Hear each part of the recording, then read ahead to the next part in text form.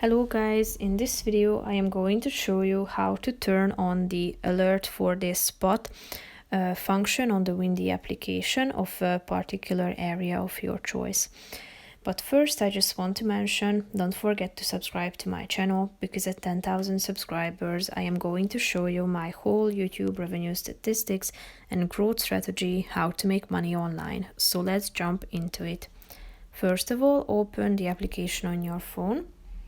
After that, you should click anywhere on your map that you are interested in.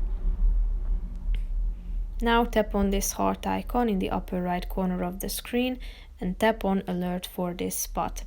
Here you can edit your alert, so give a name of it, and you can choose the wind, so you can select a strength from this scale.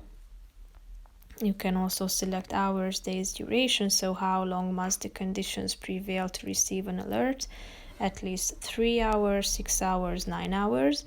You can also select which part of a day you are interested in and part of week that you are interested in, and you can also select these same features in terms of waves, rain, new snow, temperature or weather. So these are all the aspects that you can get a notification about or an alert about.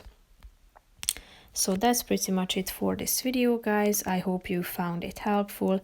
If you did, consider subscribing and see you in the next video. Bye bye.